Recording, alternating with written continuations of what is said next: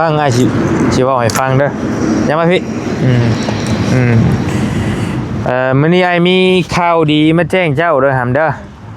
เพราะว่าตอนแรกหันคือนี่ประตูตอนแรกเฮา12ต้นแล้วชาเฮือนบางเฮาอยู่บ้านเขายังได้10,000โดยไม่ก็10,000แล้วบัดนี้นั่นบางเฮาให้ 8,000 เขาบ่เฮ็ดโอ้ผู้เจ้าเฮือน8,000เขาเลยบ่เฮ็ดแล้วจังว่าตั้งเช้าขึ้นแล้วก็ก่อเอวแล้วอ่ะแล้วก็เทคานแล้วอ่ะที่ว่า11,000นี่นะแปลว่าเฮาขุดคุ้มเด้ขุดคุ้มแล้วเขาก็เทกันเปื้อนมันบ่แม่นเทกันเปื้อนแล้วเขาก็ก่อเอวยกเช้าขึ้นถ้าราคาตามพอตู้เว้าตามที่ช่างพอตู้เคยได้ยินมาเนาะ12ต้นซ้ำเพื่อนน้องบุญทวีนี่เพิ่นอยากได้10,000พี่น้อง10,000 บาทเขาบอกง่ายๆเงินบาทเท่านี้แหละเงินค่าช่างน้ำเฮาตอนนี้นั่นพออยู่พอค่าช่างน่ะที่จ้างเพิ่นหั่น10,000นั่นได้อยู่ตั้งเช้าน่ะแม่ตั้งเช้านั้นได้แต่เงินโตซื้อเฮซื้อทรายซื้อปูนชื่อเล็กตัวนั้นบ่มีนั่นได้จังว่าจังได๋เฮาจึงมาปรึกษาเจ้าอยากถามเจ้าว่าอันนี้ก็ยังเว้าจะจับเงินจับขอไม้น้ำประตูกันมีทั้งแม่ดาวีแล้วก็เท่าเซรีแล้วก็เอ้ยซิวอลาสก้าแล้วก็แม่ใจดีอยู่ฝั่งไทยอีกเพิ่นบ่ให้ออกซื้อแล้วก็พ่อใจดีอีกท่านนึงเพิ่นฝากมาบ่ลืมซื้อเพิ่นจดไว้น้ำรถขอโทษขออภัยหลายๆพี่น้องเพิ่นซื้อลุงไปจังวันเช้ามันตั้งเช้าแล้วเราตั้งนี่พวกนี้เป็นระเบียงมันเลยมองเทกันเพื่อนอยู่นี่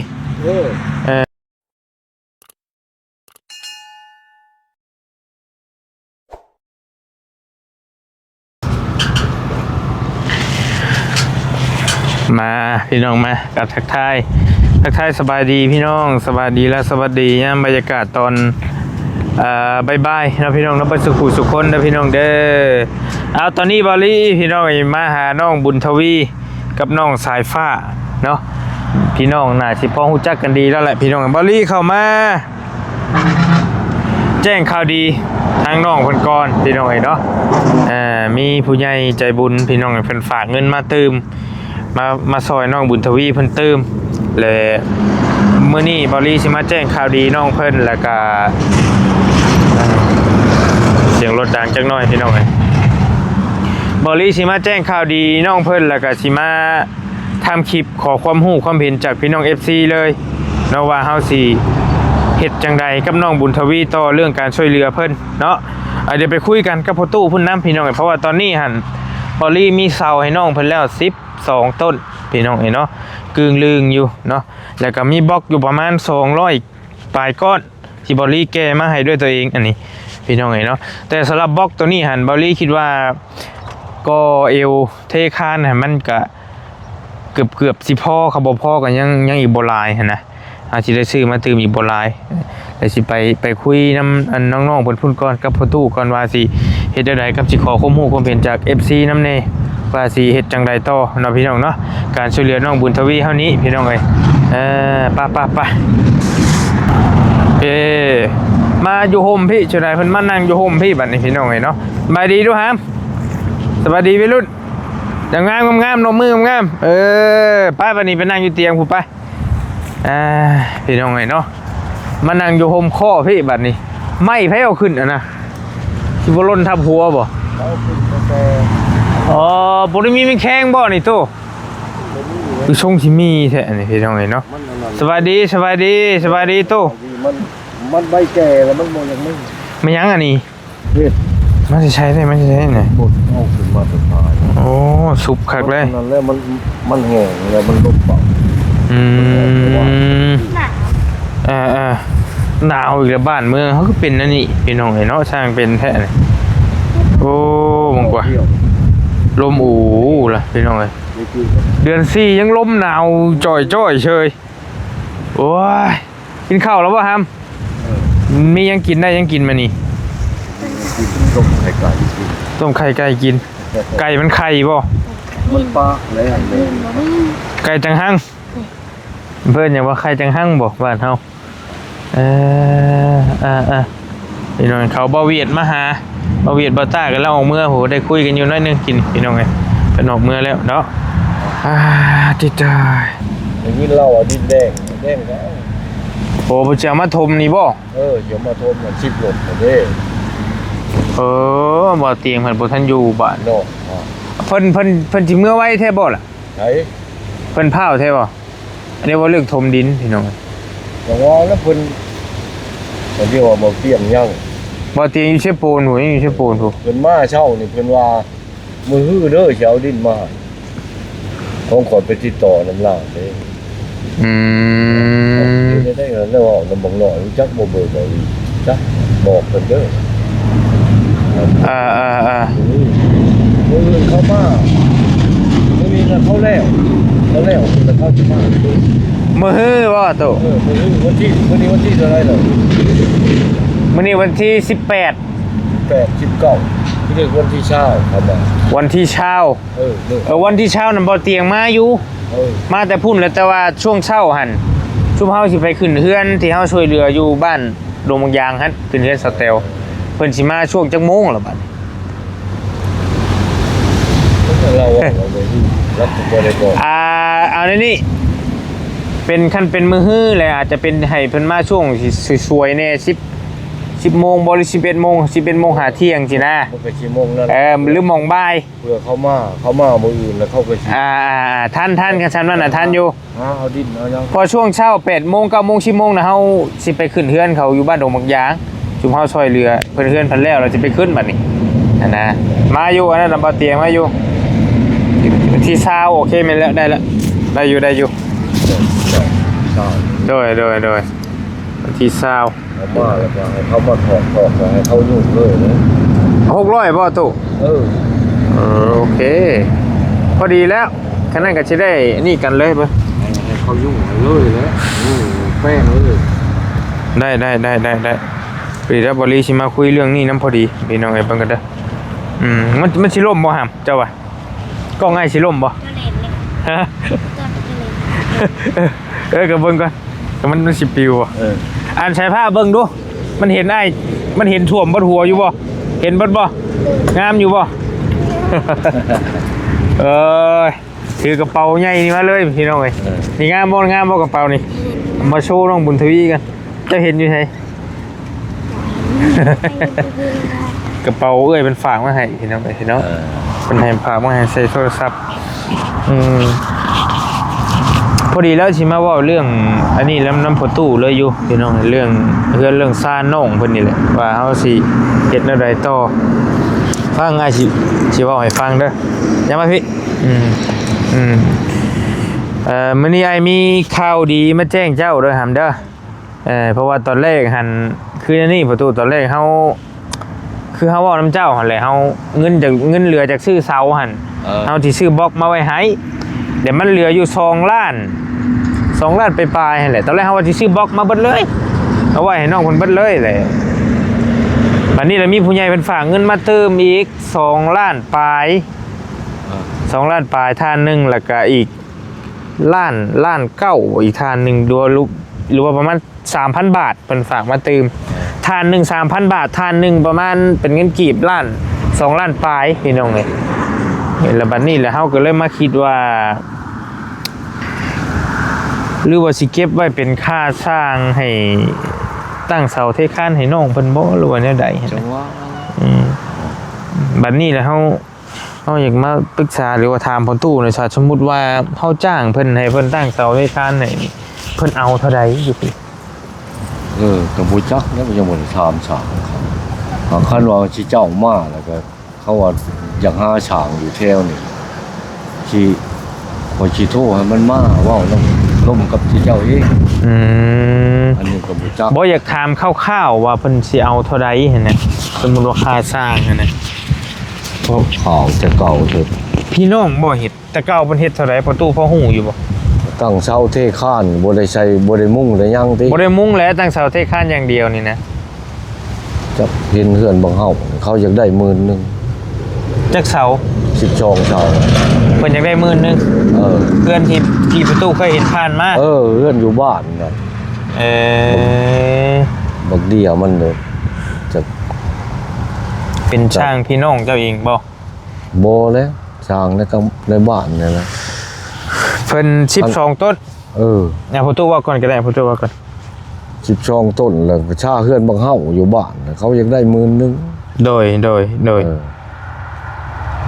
ไม่ก็ 10,000แล้วบัดนี้นั่นบางเฮาให้8,000เขาบ่เฮ็ด โอ้ ผู้เจ้าเฮือน8,000เขาเลยบ่เฮ็ดแล้วจังหวะ ตั้งเช้าขึ้นแล้วก็ก่อเอวแล้วอ่ะแล้วก็เทคานแล้วอ่ะที่ว่า11,000นี่นะ แปลว่าเฮาขุดคุ้มเด้ขุดคุ้มแล้วเขาก็เทกันเปื้อนแม่นบ่ แม่น เทกันเปื้อนแล้วเขาก็ ก่อเอวย กเช้าขึ้น ยกเช้าขึ้น ยกเช้า ก่อ ขึ้ เอน วบัดนี้ ยกเข้าขึ้นบัดนี้เขาก็เอาเหล็กช็อตเทคาน เทคานแล้วก็ก่อขึ้น บ่ บ่ได้ก่อบ่ ยืดถอกยืดแล้วจังก่อขึ้นมาเพียงหู้คานแล้วเขาก็เทคานทับดินบล็อก เข้าใจ แน่นอน จำนั่นเหรอว่ามื้อนี้โอเคแล้วก็หาดินมาถมมานี่หาดินมาถมเพื่อนเฮาเองมานี่ตัวนี้ฮะโอเค อันนี้ว่าเขาจะเอาดินมาให้นี่ก็คำเป็นว่าขุดบุดบ่ทันละคูนนี่แน่นได้เสาเพราะมันดินแน่นไป ต้องขุดก้อนบ่ เขาเห็นในบ้านเนี่ยไม่เต็นนั่นแล้วเขาเอาดินเขาลำลัง ขุดดินให้หน้าก่อนขุดดินอันนี้ก่อนบ่ ขุดบนเขาเช้าลงนั่นแหละขุดแล้วเขาจะเอาลงจากเช่นเขาก็เทกันเปื้อนแล้วเขาก็ยกเช้าขึ้นแล้วเขาก็จ่ายเมียนมันเทียงแล้วเขาก็เททับอีกบ้านนี่ทับให้มันแน่นเด้นั่นได้ เข้าใจอยู่ ถ้าขุดดินไม่นะมันบ่แน่นเนาะดินหาก็มาถมได้เข้าใจ มันบ่อย่างแน่น เข้าใจแล้วโอเคบัดนี้เฮาสิเว้าแบบนี้คือพวกถ้าราคาตามพ่อตู้เว้าตามที่ช่างพ่อตู้เคยได้ยินมาเนาะ12ต้นชำเพื่อนน้องบุญทวีนี่เพิ่นอยากได้10,000พี่น้อง10,000 บาทเขาเว้าง่ายๆเงินบาทเท่านี้แหละเงินค่าช่างน้ำเฮาตอนนี้นั่นพออยู่พอค่าช่างน่ะที่จ้างเพิ่นหั่น10,000นั่นได้อยู่ตั้งเช้าน่ะแม่ตั้งเช้านั้นได้ แต่เงินโตซื้อเฮซื้อทรายซื้อปูนชื่อเล็กตัวนั้นบ่มีนั่นได้จังว่าจังได๋เฮาจึงมาปรึกษาเจ้าอยากถามเจ้าว่าอันนี้ก็ยังเว้าเขาอยากได้เฮือนบางเฮาได้จักแลดิปีนี่เฮือนบางเฮาน่ะปีแล้วนี่แต่ว่าปีนี้น่ะค่อยคันว่ามาเลยต้องการว่าอยากให้ช้างตั้งนะค่อยสิโทรให้มันมาร่วมกับเจ้าเองบ่ยากดอกคือเฮาก็อยากมาคุยกับพี่กับน้องกับ FC ก่อนกับเจ้าก่อนว่ามันคันว่าเงินเฮาพอเฮาหลายหรือเฮาหามันสิใช้ก็ได้ดอกช้างมันบ่ยากดอกความหมายว่าแต่ว่ามันตอนนี้ล่ะเงินเฮามันบ่พอนี่แหละก็เลยว่าช้างนี่สมมุติเฮาเอาใกล้เนาะเขาต้องคิดไล่ค่ารถค่าล่างเขาค่าน้ำมันรถมันล่างคันเฮาเอาใกล้ใครเขาบ่ได้คิดไล่ค่ารถเพื่อนเขาอยู่นี่เขาก็ชวนกันมาเฮ็ดเขาบ่ได้สิ้นเปลืองน้ำมันนะบัดนี้แหละถ้ามันมีเงินโต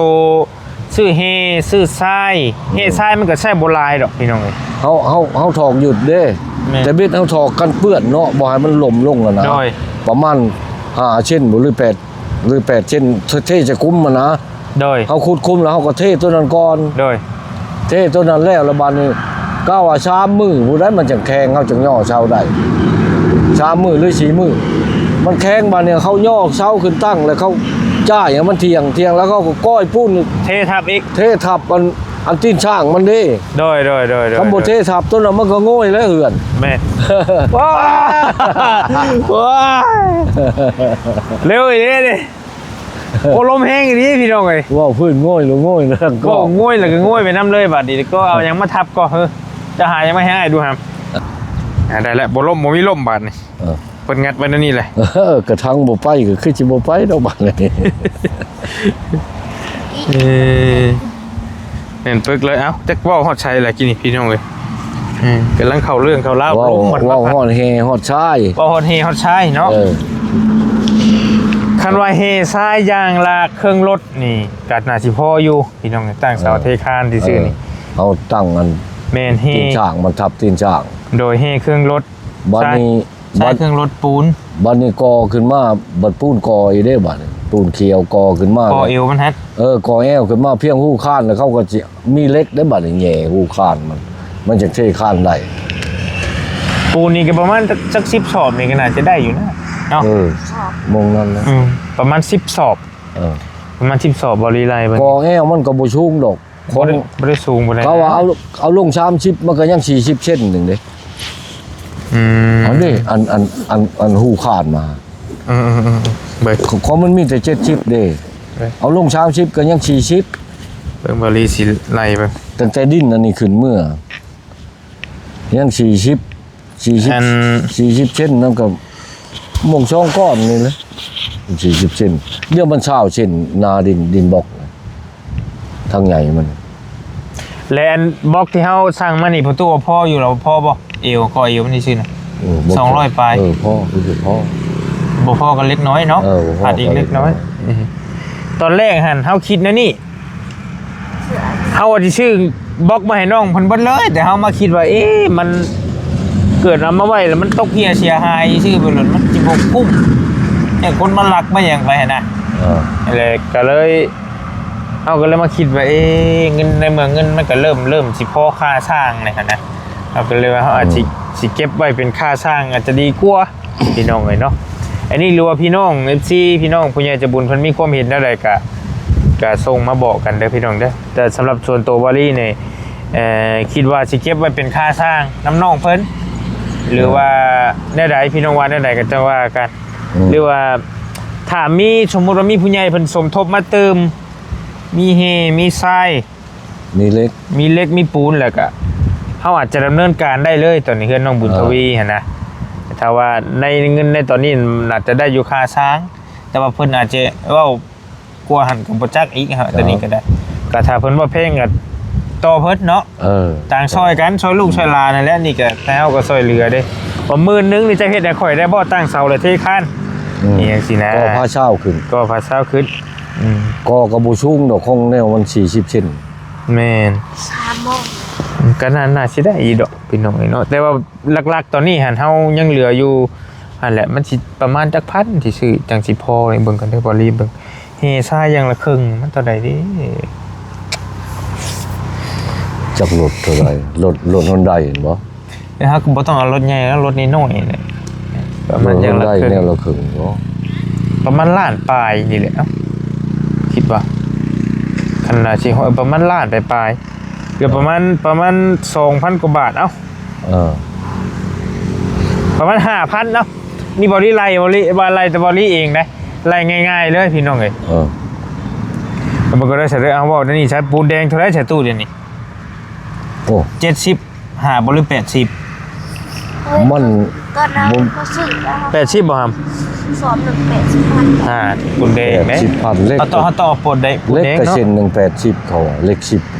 เฮาต้องเอาจักเส้นบัดนี้ผู้คานมันก็สีบ่4เจ้าแถวนึงมันก็4เส้นประมาณประตูเคยเป็นช่างนะประมาณจักเส้นเฮาสิไล่คร่าวๆเบิ่งนี่นะว่าเงินเฮาขาดเท่าใดตอนนี้ลูกเบิ่งขีดบางคนไหมประตูขีดบางรถ12เช่าน่ะมันเขาต้องเฮ็ดนั่นนี่บ่สมมุติว่า12เช่านึงอยู่นี้เนาะเช่านึงอยู่นี้บ่เช่านึงอยู่นี้บ่เช่านึงอยู่นี้บ่มันจะเป็น4ได้นี่4แล้วมันก็เด้อเอาจะเอาบ่แล้วแถวละ3บ่แม่นมันสิมี4แถวแม่นแถวละ3 4แถวเอาแถวละ3นี่คือแบบนั้นแหละแต่4แถว4แถวอะไรเบิ่งเล็กเบิ่ง3เบิ่งเด้อเฮาก็ได้ช่องประตูเราก็เคยเฮ็ดเฮือนดิพี่น้องถ้าบ่ต้องเป๊ะปานนั้นก็ได้เอาคร่าวๆเบิ่งว่าเฮาสิใช้เล็กจักเซนนี่บัดนี้มันเดี๋ยวมันชามเช่านี่มันสิเป็นช่องห้องได้นี่มันก็บ่4เช่านี่4เช่าผมมันจะสิเป็น4ชามห้องแม่นบ่ของเงินเบิ่งก่อนเด้อ4บ่ตุเอาก็4เลยแถวละ4แถวละ4 3แถวเนาะ 1 2 3 4แถวละ4 3แถว เออ นี่ ว้า เอาแล้วเฮ้ย ขนาดล่มนี่ยังเอาบ่อยู่ ยังเอาบ่อยู่ เอาประตูขีดมาก่อน เบิ้ง เกือบทั้งเลย 1 2 3 4 4แถว 3 4 12 นับไป4แถว นี่บ่เล็กเฮาสิชอดผีเลยแล้วนี่มันก็ชีเส้นเลย 4 ตัวนี้ก็ชีเส้น 4เอานับไปอีก ตัวนี้ก็ชีเส้น นั่นก็ เออ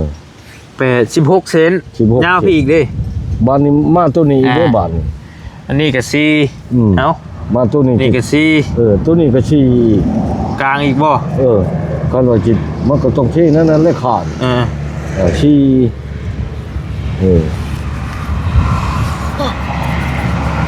แล้วนี่เล่น 16 นี่เมื่อไหร่16 18เช้า ตัวสอง เช้าสี่ 24เซน เช้าสี่เช่นบ่ได้ โอเค มันจะสิเป็นข้าน เอาได้24เซนเอาไล่มันคร่าวๆเบิ่งได้แล้วหัน ตัว กันได้ นี้เด้ตัวนี้ก็นี่ก็ที่นี่เด้ ตัวนี้ก็16มาใส่ชี เป็นเช้า เช้ามาใส่นี่มาใส่มาใส่ตัวนี้เช้าชี สี่ เช้าชีมาใส่ชีเช้า8 28เซน อ้าวเอา ครับ ไล่น้ำกันเบิ้งเอาสมมติว่าตัวนี้ก็ชีตัวนี้ก็ชี 16 ก็ชี16ก็ใส่ชีก็เช้าชีเช้า8 28เซน โอ้ย เอาคร่าวๆเอาบ่เป็นหยัง บ่ได้ข้าวเลยเป๊ะเลยได้ เป๊ะรถบ่ เอ้า เอา28เซนโอเค เช้า8เส้นเล็กชิปมันยังเป็นเทคานได้ โอเค28เซนขึ้นนั่งห้ำบัดนี้นั่งมาหันหน้ามาคุยกันบัดจับกล้องให้อ้ายพี่เด้อบ่ต้องให้มันปิวจำไว้มันจะบ่ไปลม จังบ่ปิวบัดนี้ครับขอโทษ28เนาะตู้เนาะแล้วเสร็จละ80บ่จะบอกกินนี่ ชิป มันซ้ำกันกับปูนเอา80ปูนกับสมมุติว่าเอาจัก10ซอบ พูดกับ8ชิป ปูนกับ80เอาจัก10ซอบรวมกับตัวนั้น28เป็น38เป็น38เอา 38เบิ่ง เพราะว่าอะไร 38 เท่าไหร่ 80คูณ38 8ชิปเนาะ โอ้3ล้านได้นี่ก็ได้ โอ้ บ่ลีไล่หน่อยโพดกินนี่ หัวมา 8ตัวไหน8864บ่ แม่ 8864ที่ บ่พี่นะอะไรโทรศัพท์พี่ประตูขึ้นไว้พี่ เบิ่งกว่าก็หลายมื้อ8864เขียน46 3894เอา6มาใส่ผู้ที่30 จับไม่เนี่ยหลบเลย 3ล้านป้ายเลยโอ้ย จับคนเดียว เฉพาะเล็กกับปูนที่ชื่อ 3ล้านป้าย 3ล้านปลายพุก 3ล้านป้าย คันใช้ยางละ2เส้นได้บ่ โอ้ยมันก็ มันก็บ่ได้ใช้งานหนักปานใดนะสมมุติว่าเฮ็ดตามงบเฮาหั่นนะ เอาช่องเส้น แม่น2เส้น ช่องเส้นสิใช้แบบไหนใช้ลุมใช้ทึ่ง ใส่ยาวไปหั่นได้ซื้อเอียงไว้ หูมันจุ่มแน่นี่ได้หูมันน่ะ ปูนมีสีเนาะ มีสีหูนี่ก็หูเนาะสมมุติเจ้าสิใช้นี่กับนี้ปะตัวนี้ ประมาณนั้น เอาแน่นอนบ่ มันแค่สมมุติว่าไล่แบบตามงบเฮามันน้อยๆหั่นนะพี่น้องเอ้ยก็เห็นก็เหมือนเห็นเขาเจ้าเฮ็ดอยู่2เส้นก็ก็ได้คือกันเทใส่ไป2เส้นเน่งไปก็เฮาก็มันก็บ่ได้มีหยังนักบ้านเฮามันบ่ได้มีแผ่นดินไหวหรอกได้อยู่แค่หับลมฝนเล็กน้อยซื่อๆหั่นนะสมมุติว่าไล่ตามงบเฮาก็สมมุติว่า2มันก็ประมาณ10ปลายเซนเนาะแล้ว28บ่กี่นี่ก็ลบออกครึ่งนึงก็ยังเหลือ14ยังด้วย14เซน ยังเหลือ14ผ่านมัน สมมุติว่าไล่ต่ำๆได้นี่พี่น้องไล่ไป ไล่ว่าใช้ช่องเส้น ไล่ว่าซะว่าเงินเฮาหน่อยซะว่าซั่นซะแต่สมมุติใช้2เส้นแหละบวกกับปูน10เป็น28เอ้าคูณ28ก็2ล้านปลายนี่2ล้านปลายนี่ก็ประมาณ 3,000 กว่าบาทนี่เฉพาะปูนกับเหล็กประมาณ 3,000 กว่าบาท ปูนกับเหล็กแหละ ชี มันก็เหลือเฮทรายบัด เช่า นี้ ชี เหลือเฮกับทราย 6,000บ่แม่น4,000 6ชีเช่าชีช่องล้านชี 2 ละ 2 เออ 2 ละ 2กินนี่เท่าไหร่กิน80เด้80คูณ28 เงินน่ะมันเหลือแล้วอัน4,000น่ะ6ชีเช่าชีมันช่องล้านชีแล้วไล่4,000ก็ไล่3,000แล้วบ่พอ มากันเด้อคูณบอสประมาณ 3,000 ปลาย อืม 2 ละ 2ประมาณ 3,500 อืม ประมาณ 3,500 อืม ประมาณ 3,500เฉพาะเหล็กกับปูนพี่น้องไอ้แหละมานี่ยังเหลือเฮกับทราย อืม มันก็ ก็เอายากเนาะประมาณ 6,000ซะ นี่ได้ ลายต่ำๆชุดแล้วนี่ อืม ยังขาดอีก 6,000 บาทบอกง่ายๆจักพ่อบ่พ่อเดี๋ยวไล่ต่ำๆเลย พี่น้องเอ้ย เล็กก็ใช้ช่องเช่น แล้วมันยังไล่ต่ำๆเลยยังขาดอีก 6,000 บาทเพื่อนน้องบุญทวีนี่จังสิย่อได้จังสิย่อขึ้นได้เห็นนะบอกง่ายๆซะ แนวมันเลย ยังขาดอีก 6,000 บาทถ้าว่าสร้างเพิ่นบอกว่ามันหมื่นปลายเฮาก็บ่ได้มันก็บ่พออีกตัวนั้นเนี่ยนี่เฮาเว้าแต่เฮาสิซื้อถ้าสมมุติว่าหมื่นนึงนี่ก็เพิ่นเฮ็ดเฮ็ดให้ได้เฮาก็โอเคอยู่นะ เพราะว่าหนึ่งมานี่โตพาเช้านี่มันบ่ชูงก่อเขาสิ ก็ ละ น่าสิได้อยู่เนาะ เอา40เช่นมันแต่ก็มีแต่ช่องก้อนหนึงช่องก้อนแล้วก็เทข้านได้แล้ว โอเคพี่น้องอันนี้ก็เว้ากันก่อนปรึกษากันก่อนว่า ของเฮาสิเอาลง30เด้เฮาสิพัง30 เพราะว่าเสามันยาวนี่เนาะ4 เมตร5ผู้ใดพี่น้องเอ้ยต้องฟัง คือว่า4เมตรบ่ 4 เมตร50ผู้ใดเฮาสร้างมันบ่ได้แม่นว่า อันตีนมันจะว่าเอา70ตีนแต่หู้ข้านลงอ่ะนะ70สิพัง30มันยัง40 เบิ่งตัวจริงก่อนประตูเห็นเหมาะได้ก็บ่ยากดอกตอนนั้นประตูว่าอยากพังซำใดก็แล้วแต่ตอนนั้นเฮาบ่มีปัญหาดอก อยู่พังหน่อยแล้วมันบ่มั่นใจเลย ต้องฟังลึกๆบ่ โยมง30พุ่นเลย ก็ได้บ่มีปัญหาหรอกแค่ว่าตอนนี้เฮาเว้าเรื่องงบเรื่อง บ่เห็นเฮือนบักแหล่นะมันพังเช้าเช่นนี่อยากลบจนได้ไปจ่ายไว้ทอกยืดแล้วละได้ห่า อยากล่มติ ว่าบ่พ้นตกลิ้นมามันอยากล่มเขาเอาไม้ไปทอกอันตอกยืดค่ำไว้ใช่ไหมจ่ายไว้ ปลดหมวกก่อนลูกปลดออกหมวกนะปลดมือ มันตื้นโพดเช้าเช่น แต่ยามันเป็นดินให้หน้าเด้นี่มันก็นี่ก็เอาฟังลึกๆไว้ก็ได้เฮาสร้างมาเพื่อเด้ตอนแรกเราว่าสิสร้างมา4 เมตรนั่นแหละแต่บัดนี้ล่ะมันมี4 เมตร 50ก็เลยเอาตัวนี้มาให้เลย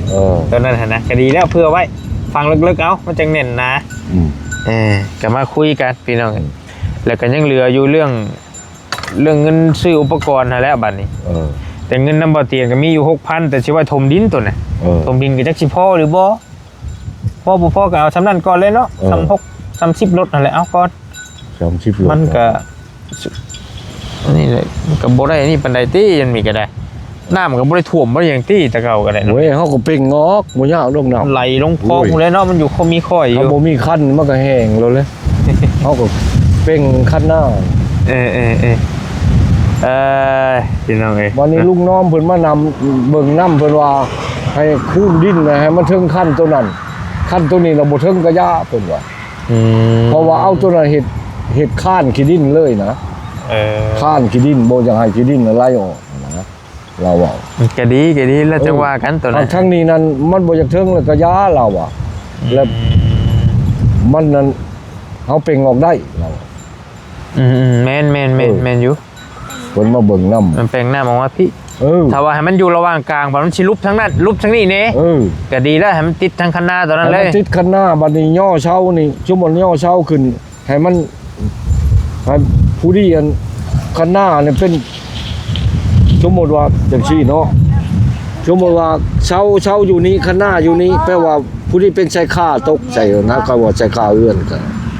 มันนี่อาบน้ำบ่ได้เลย บ่ได้ดินให้ดินมันแน่นทั้งนั้นเลยเนาะ ดินมันแน่นเลยแล้วว่าเขาเจ้าบ่เอาดินคุ้งกันคุ้งคันหน้าตัวนั้นแล้วมันเป็นน้องแล้วเราอ่ะเป็นน้องแล้วมันบ่แห้งเรา โอ้ดีพี่น้อง เรามาเบิ่งน้ำมันบ่แห้งแล้วบวมได้เราอ่ะอันนี้ก็แน่มันมาแล้วนะเฮากับ มันบ่เป็นน้องเฮาก็เป็นน้องนับเฮาขุดกันหน้าลงมันก็ไล่ออกเลยนับมาเต็มอยู่ไห้นี่พี่แล้วนั่นน่ะ เอากับประมาณนั่นแหละพี่น้องเอ้ยมีแต่บอลี่มาแจ้งเพิ่มเติมเนาะว่าสิเฮ็ดอะไรต่อกับบอลี่สิเก็บไว้ค่าสร้างก่อนถ้าว่ามันมีการเปลี่ยนแปลงใดๆก็จังสิมาแจ้งพี่น้องเติมอีกเนาะตอนนี้เฮาก็มีเงินเห็นมันพอได้เป็นก้อนเป็นกำอยากเฮ็ดให้น้องเพิ่นมันแล้วเป็นสิ่งเป็นอย่างหั่นน่ะถ้าสมมุติบอลี่ซื้อบล็อกบ่ไว้เลยมันก็กองเข่งอยู่หั่นแหละมัน ป้าหรือแกบอก ย่านว่ามันบ่นี่อีกนั่นบางทีย่านมันเฮิงไว้ย่านคนมันลักไปมองเล็กมองน้อยแล้วเฮาก็บ่ค่อยได้อยู่เด้ หนึ่งมามันก็แตกน้ำ มันแตกมันผลถึก บ่ แดด อันนี้สิมาเฮ็ดผ้าเช่ามันพ่ออยู่ดอก 200ปลายเลย พ่ออยู่ ก็น่าสิได้อยู่ ก็เลยบริก็คิดนั่นเฮาได้เสา บัดนี้ แล้วนะ ผ้าเช่าเนี่ยเขาต้องก่อนี่ได้ต้องก่อพี่ก่อตามต้นมาพี่ ก็อ้อมเบิดหั่นแหละ แล้วก่อมาพี่แล้วมาก่อ ก็กลางอีกบ่ ก่อตัดนี่นะบาด อืม นี่ก็ก่อนี่นะ ก็เป็น2ห้องกลาง ตัว เนาะ นี้ก็ก่อมานี่ ก่อมานี่เขามันสิเป็นข้านได้นี่ข้านเฮือนได้นี่ โดย ตัวนี้ก็ข้านเฮือน ได้ ตัวนี้ก็ข้านเฮือนได้นี่ คันเฮือนเป็นการอันนี้ประตูยาว ตัวนี้ก็ข้านเฮือน ทางหน้าทางหลัง บัดนี้ถ้าเฮาทมดินก่อนนี่เฮาสิได้ขุดลงนี่ขุดลงมาเฮาจังได้ตั้งเสาอยู่แน่นอนได้ถ้าเฮาบ่ทมดินก่อนนี่ เอาขุดไว้ เฮาตั้งเสาโลดนี่บัดนี้เฮาเอาดินมาเข้าเขาก็บ่ทอเขาก็ฉุกเข้ามานี่ฉุกเข้ามาไปว่ายังบ่ทันมีข้านได้ก็เขาเอาดินเข้ามา มันจะเอาเข้าได้จะเทข้านเนี่ยเข้าบ่ได้ดิน คนได้ช้อนเข้าได้ แม่น แม่ ครับ ถ้าบ่ทันเทข้านนี่เขาฉุกเข้ามาให้ได้ เขามาทอกว่าแล้วเขาก็ฉุกเข้าตัวนี้ แล้วก็ฉุกเข้าตัวนี้ แม่นเข้าใจ เข้า แต่ก็มันบ่น้ำมือน้ำทองนี่แหละตู้เฮา นั่นแหละอย่างว่ามั มันปัญหาถ้าว่านั่นแหละคือพอตู้ว่านี่เฮาเฮ็ดก้อนแม่นบ่เอาขุดไว้ก่อนเลยยกเสาขึ้นก่อนเลย ดินเพิ่นมาถมให้แล้วเพิ่นยู่เข้าห้องเฮือนให้เฮาเลยเนาะ เขาเห็นในบ้านไม่แต่เขาเห็นนั่นนี่เขาพักเอาเสาพังก่อน บัดนี้ข้านน่ะบ่ทันได้เทพังเสาแล้วก็เฮาเทหยุดแล้วเฮาก็ฉุกดินเข้าแล้วเฮาจังเฮ็ดข้านกำลัง ก็ได้อยู่ดอกยามมันแหละ มันนั่นนะก็คอยยู่เอาทำมีแล้วซอยกันยู่เขาแล้วมันโตไปก็เฮ็ดได้ซะนะนี่นะเลยมีแต่ประมาณนั่นแหละเบิ่งนะบ่าวสิมาตั้งใจหามาพนังพี่บัดนี้นะบ่าวสิเมื่อป้าได้สิไปเวียกต่อเจ้าน้ำให้เขาอยู่หั่นก็ได้อยู่บ้านนาเพกผู้ บ้านนาเพกเจ้าน้ำ โดยซอยเขาคือกันหลายเด็กน้อยกันอะไรกันแต่อยู่กับพ่อ2คนกับผ้าเมตายปะ เท่าก็ได้แล้วพอ ก็ยังหนุ่มกว่าประตูอยู่ยังบ่ได้เฒ่าดอก อายุ60ลงมา ประมาณบ่ทันฮอดดอก60 โมง50ลงมา แม่นประมาณ40ไป50นี่แหละแต่เราเป็นโรคบ่ค่อยแข็งแรงปานใดเมียตายปะอันก็ได้พังอาสิเว้าให้เจ้าฟังเด้อมีทางเมดาวีกับเพิ่นเขียนมาเท่าเสรีเพิ่นโอนเงินมาให้เจ้าใหม่120เหรียญเด้ออ้ายเป็นเลขมาเป็นเงินกีบมันก็ได้อยู่2ล้านปลายๆนี่แหละพี่น้องเนาะแล้วก็มีเมใจดีอีกท่านนึงเพิ่นก็โอ้ยเพิ่นอีบาปสงสารน้องบุญทวีพี่น้องเอ้ยเป็นเมผู้เก่าเจ้าชื่อบ่อ้ายชื่อน้ำที่ยังไม่ให้เจ้าทำอิฐน่ะเมผู้นั่นแหละเพิ่นฝากมาอีก 3,000 บาทพี่น้องเพิ่นให้บริเก็บไว้ซอยน้องเพิ่นนี่แหละเพื่อว่ามีผู้ใหญ่ใจบุญเพิ่นซอยมาตื้มเพิ่นว่าเพิ่นฝากมาอีก 3,000 บาทก็มันมีเงินเก่าที่อ้ายเหลือจากชื่อเซาตอนนั้นแหละอ้ายก็เก็บไว้เหลืออยู่2ล้านปลายมีผู้ใหญ่ใจดีอย่าทิ้งนั่งลง2ท่าน3ท่านไม่ได้2ท่านบอกตอนนั้นก็ได้มีทางเอ้ยซิวอลาสก้าแล้วก็พออย่างดีบริจดไว้อยู่น้ำรถปุ๊บอีกทานหนึ่งก็ได้เป็นส่งมารวมกันมีแต่เงินน้ำไม้ตัวนี้หันเบิ้งไงสิเอามาให้เบิ้งใส่กระเป๋านี่มาเลยนะพี่น้องแต่มีอยู่3เจ้ามีอยู่มันมัดไว้นี่มีเงินอยู่6 ล้าน750,000พี่น้องเป็นเงินกีบ ถ้าตีไปเงินเป็นเงินบาทมันก็หมื่นน้อยๆนี่แหละหมื่นกว่าบาทน้อยๆน้อยๆเลยเดี๋ยวแต่ว่าลิตีเป็นหมื่นนึงซะ 700,000ตีไปเป็น10,000 750,000 6 ล้าน 750,000 คัน10,000มันก็6ล้าน300,000เนาะ 6 ล้านแม่นประมาณนั้น 6ล้าน300,000พันหนึ่งก็ แม่น 600,000 แต่ว่าเขาไล่ง่ายๆนะแต่ว่าให้ตัวนี้ให้มันพอค่าสร้างแหละกะ ยังเหลือเป็นพวกอุปกรณ์บัดนี้เป็นปูนเป็นเฮเป็นทรายคือเขาเว้ากันนั่นแหละแล้วจังว่าการตัวไหนเอาตัวย้ำมาพี่ครับเอาตัวจับเงินจับไปขอไม้น้ำประตูกันเอาไว้กินนี่คือถึง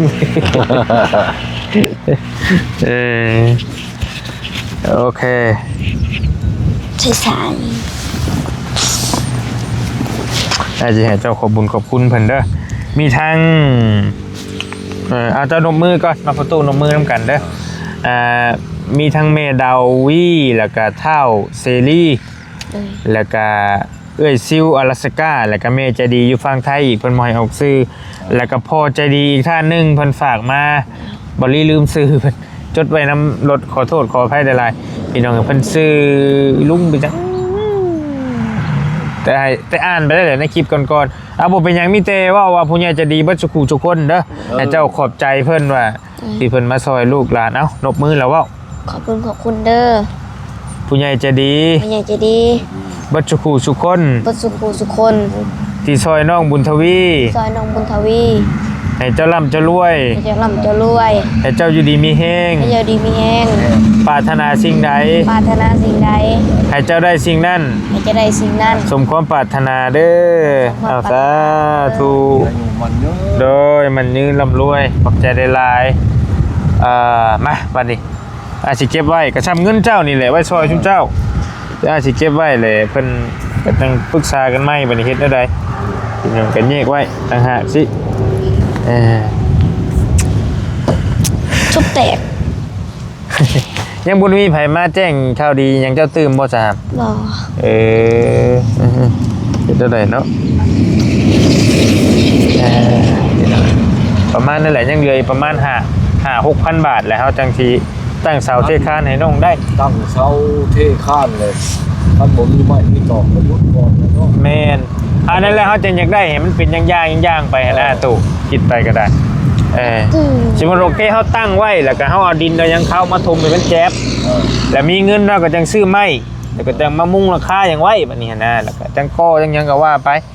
แต่มีเงินพอเฮาเฮ็ดบาทเดียวแล้วพี่น้องบึ้ม ไม้จะลาย บดลายเท่าใด พอ เพลงใด คือดัก แม่น ยั่วแล้วก็ไม่น้ำย่อยบัดลมแล้วก็แป้นึงมันก็ลายโจด บดหลายเติบ โอ้ยไม่มันก็แพงพอมา 10ปลายล้าน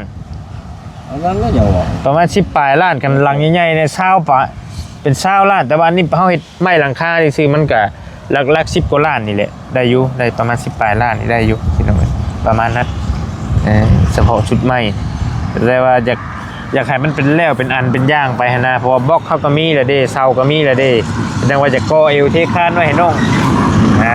เขาเรื่องนี้ไม่ขีแปลงเขาได้มันน่า สังกะสีนี่แหละ แชมเปี้ยนซี อะลูซิ่งนี่แหละ ใครอยู่ สังกะสีเอา ก็คือเรือปะเตียน เบื้องนี่โอ้แผ่นหนึ่งมันเกือบ5 ลูก มันหนัก เพื่อนพอนั้นหน้าชิปพุ่นน่ะ มันน่าเอาสังกะสีนี่แหละ หน้าชิปช่อง ได้แล้วฮะมันบ่ล้มได้แล้วปลาลดมันบ่แม่นเดี๋ยวมันหนักกระเบื้อง นักเฮือนเฮาเฮือน แผ่นหนึงมันจะเข้า5 ลูก เฮือนเฮากับกระเบื้องก็ต้องใส่ไม้หนาๆเนี่ยคือเจ้าบอกนั่นแหละ กระเบื้องกระชับ นักเต็มอยู่ นะแบบนี้เรื่องบ่บันหงนักไหลกระชับ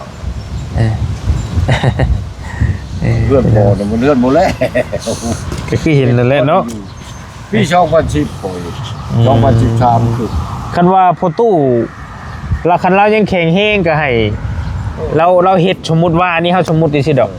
ให้พอตู้เฮ็ดช่วยลูกช่วยหลานเองก็เฮาสิบ่ได้จ้างค่าช่างเนาะ บ่ได้ เวลาประเทศบ่ไหวแล้วเดี๋ยวนี้เมื่อยเลย ไม่คือตอกก็บ่ได้นะมือมันมึงจะจี้เขาก็ขึ้นได้แล้วช่องพันชิป ขึ้นไปมุ่งเล่นในกระเบื้องเขาก็เคยมาชอยอยู่วันนี้ขึ้นไปมุ่งวันนี้ลบมียังวันเพิ่นลบเพิ่นเหตุก้ายออกได้ลบพอบ่มักก็จับหมูหน่อยก็ไปตัดตัดเกี้ยนนี่ตะกี้ บ่คันสมมุติว่าให้พ่อก็เดี๋ยวนี้ยังได้อยู่บ่คันก็ซื่อๆนี่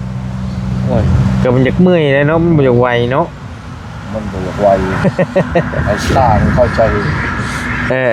ว่าสมมุติว่านะสมมุติว่าแต่คันเฮาสิหาสิละว่านที่หยังมันบ่คือแต่ก่อนได้เดี๋ยวนี้ พวก พี่น้ เขา อง บ่มา เป็นฮอดบ่มาซ้ํเนาะแต่ก่อน สมมุติว่าหน้าว่านนั้นย่อเช้าขึ้น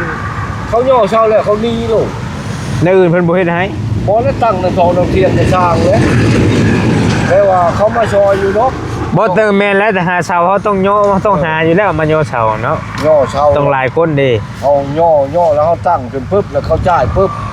เขาจ่ายปุ๊บจ่ายหมดแล้วบัดนี้เขานี่เลยนะอันก้อยปูนมาเททับ ก็ต้องสร้างเฮ็ดเองส่วน สร้างเฮ็ดเอง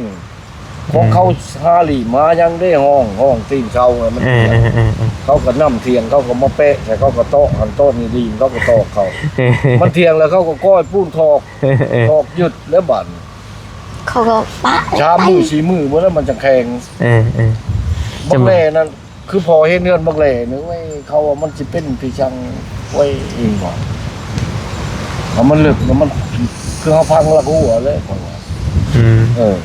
คันลักหัวพังลงสมมติว่าชิปเช่นนี่กับผู้พัง30เช่นนี่เจ๊งกันโลดค่อยว่าตัวได้มันสิกลก่อนผู้เฒ่าเว้าเนาะแบบโชว์กันไปพวกเพื่อนบักแหล่นะเอา20ชิ้นมึงยานะอะไร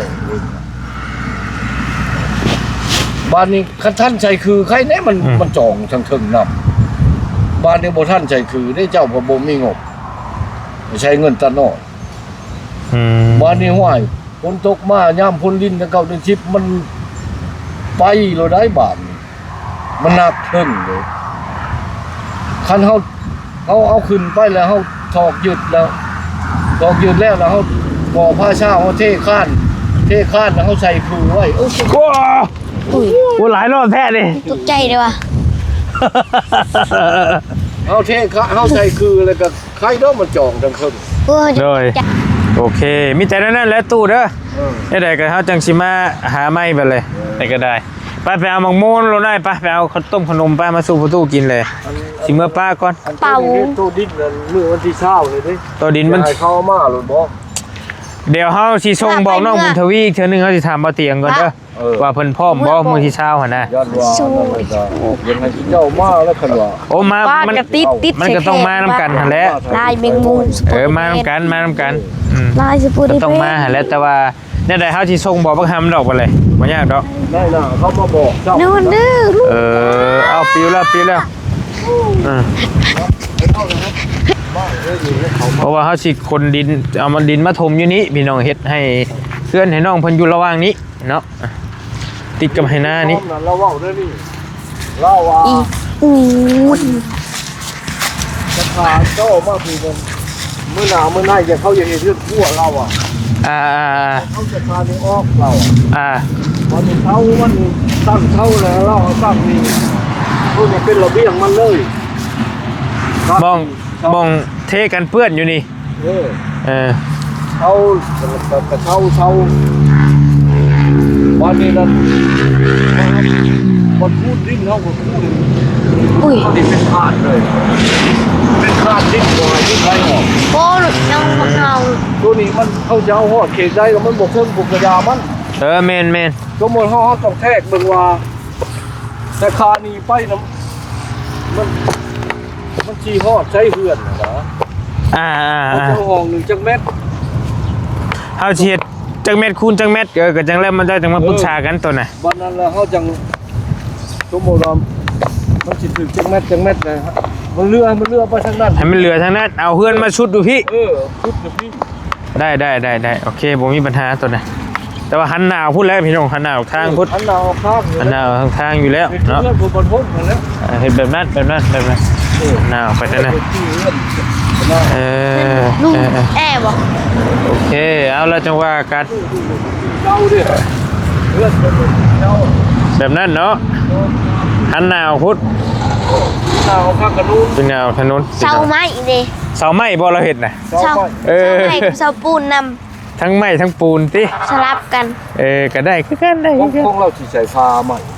เอ เราจะต่อเข้มจะเอาแป้งผ้ามาตีใส่เลยบ่ได้เราบ่ได้ก่อปุ้นไหม โอเค ผ้าเราเลย แล้วบอกไม่ บ่ได้ก่อปุ้นไหม ไปนั่นนะตู้เด้อสบายดีเด้อกำลังทำยาเสร็จเอาอยู่ดีมีเฮงไปเอาหมากนั้นไว้นะปะเดี๋ยวอาสิไปเวียกตัวมันสิค่ เลย ำมากินก่อนไปเมื่อนอนน้ำของตู้พุ่นหรอวะเจ้าเดี๋ยวนี้ก็ได้โอเค ให้โน่นไม่มีแล้ว ดีแล้วมันจิตอันตราย เห็นบอกว่าเจ้าโทษให้ยังว่าพี่ให้คือว่าพี่ ถ้าเพิ่นมาคำเน้วานี่ข้าเวียก เข้าเบิ่งเข้าตอนหนึ่งนะเข้าว่า ฮะ เข้าคิดว่าไพ่โทรมาให้พัดหอบโทรศัพท์บรี ให้ไปดองเผื่อ บุ สิ รี มา ฮอดนะฮอดครึ่งทางทางโค้งหมองอันนั้นเนี่ยฮอดวัดอันนั้นตัวลุ่มๆนะ เบิ่งแก้วแล้วแก้วแล้วไป ก็เลย เอาอันไปหลอกบ่ใช่หมกมู่ให้มันทำก่อนป้าตัว อุ้ยพวกใกล้เลย ดูพังผู้พี่ไม่เพียมมา ล็อกอีกเลย หลอกอีกแล้วเบิ่งขอโทษด้วยพี่น้องเด้อไล่หูไล่ตาแล้วนี่ก็ได้ ล็อกอีก เจ้าหิวเอาหมากนึงเอาหมากอะไรก็ได้เลือกเอารถแล้วแต่เอาไปกินฮะกับประตูฮะโอเคขนมได้เอาขนมน้ำเอาไปจะถุงนึงฮะจะแบ่งกันเด้อ เอาทุกนึง ดึงเอาเลือกเอารถเจ้าจะมักตัวไหน โอเค ทุกนึงเนาะ ถุงนึงโอเคเอาไปพาเด้อ ไปเด้อ ขอบใจได้หลายเอาอยู่ดีมีเฮงเด้อเดี๋ยวอาชิมาหาไม่ไปเลยไปสบายดีไปไปโอเคพี่น้องมีแต่ประมาณนี้แหละบอลลี่ขอตัวจบคลิปปิดคลิปก่อนมีแต่ขอความรู้ความเห็นจากพี่จากน้องว่าสลับบอลลี่คิดนี่บอลลี่คิดถึกบ่สิเก็บไว้เป็นค่าสร้างให้น้องเพิ่นแหละถ้ามีผู้ใหญ่เพิ่นสมทบมาตื้มแล้วสิซื้อเป็นปูนเป็นเฮเป็นทรายเป็นเหล็กเลยสิหาสร้างมาเลยบัดนี้นะแล้วจังว่ากันตอนนั้นก็ได้ขอบคุณทุกการช่วยเหลือเนาะให้เพิ่นอยู่ดีมีเฮงผู้ใหญ่ใจบุญกับ FC เฮาให้เพิ่นร่ำเพิ่นรวยให้โชคให้มาให้เฮงปังๆเนาะสำหรับคลิปนี้บอลลี่ไปก่อนแล้วอยู่ดีมีเฮงบ๊ายบายเด้อพี่น้องโดย